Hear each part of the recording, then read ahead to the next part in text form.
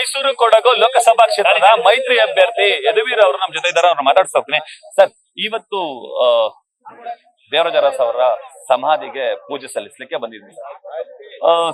ಅವ್ರು ನೋಡಿದ್ರೆ ಕಾಂಗ್ರೆಸ್ ಪಕ್ಷದಲ್ಲಿದ್ರು, ಅಭಿವೃದ್ಧಿ ಅಧಿಕಾರದಲ್ಲಿ, ಈಗ ಬಿಜೆಪಿ ಅಭ್ಯರ್ಥಿ ಆಗಿದ್ರು. ಏನ್ ಸರ್ ಇದು?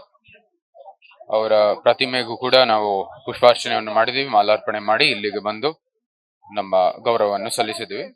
ಕಾರಣ ಅಂದ್ರೆ ಅವರು ಒಳ್ಳೆ ಕೆಲಸ ಮಾಡಿದ್ದಾರೆ, ಆ ಒಳ್ಳೆ ಕೆಲಸ ಮುಂದುವರಿಬೇಕಾಗಿದೆ, ಆ ನಿಟ್ಟಿನಲ್ಲಿ ಇಲ್ಲಿ ಬಂದಿರೋ.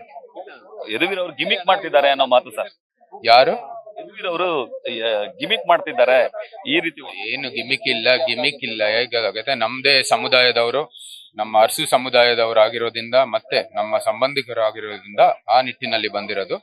ಗಿಮಿಕ್ ಅಂತದ್ದು ಏನು ಇಲ್ವೇ ಇಲ್ಲ. ಅವ್ರು ಒಳ್ಳೆ ಕೆಲಸ ಮಾಡಿದ್ರೆ ಒಳ್ಳೆ ಕೆಲಸ ಮುಂದುವರಿಬೇಕಾಗುತ್ತೆ. ತಂದೆಯವರು ಕೂಡ ಕಾಂಗ್ರೆಸ್ ಅಲ್ಲಿ ಇದ್ರು, ಬಟ್ ಇವರು ಕೂಡ ಕಾಂಗ್ರೆಸ್ ಅಲ್ಲಿ ಇದ್ರು. ಈಗ ನೀವು ಬಿಜೆಪಿ ಬಂದಿದೆ. ಬಿಜೆಪಿ ಬಂದಿರೋ ಕಾರಣಕ್ಕೆ ಕಾಂಗ್ರೆಸ್ ಮತಗಳೆಲ್ಲ ಕ್ರೋಢೀಕರಣ ಆಗ್ತವೆ ಅನ್ನೋ ವಿಶ್ವಾಸ ಇದೆಯಾ?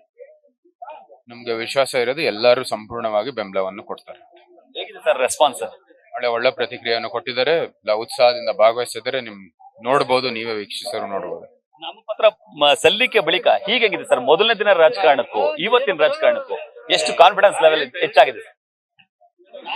ಇದು ಜಾಸ್ತಿ ಆಗ್ತಾ ಹೋಗ್ತಾ ಇದೆ ದಿನನಿತ್ಯ. ನಮ್ಗೆ ಒಳ್ಳೆ ಫಲಿತಾಂಶ ನಮ್ ಪರವಾಗಿ ಬರುತ್ತೆ ಅಂತ ವಿಶ್ವಾಸ. ಎಷ್ಟು ಲೀಡ್ ಬರ್ಬೋದು ಸರ್? ಅದು ನಿಮ್ಗೆ ಬಿಟ್ಟಿರೋದು. ತಾವೇ ಸಮೀಕ್ಷೆಗಳನ್ನ ನಡೆಸೋದು ತಾವು ಮಾಧ್ಯಮದವರು. ಎಕ್ಸಾಕ್ಟ್ ನಂಬರ್ ನಿಮ್ಗೆ ಗೊತ್ತಿರತ್ತೆ. ಇದಿಷ್ಟು ಯದುವೀರ್ ಕ್ಷೇತ್ರ ಚಾಮರಾಜ ಒಡೆಯರ್ ಅವರ ಮಾತುಗಳು. ಕ್ಯಾಮರಾ ಪರ್ಸನ್ ವಿನಯ್ ಜೊತೆ Ravi Pandavapura, news first Mysuru. News first ನಿರ್ಭೀತಿಯಿಂದ ನಿಮ್ಮ ಪರವಾಗಿ.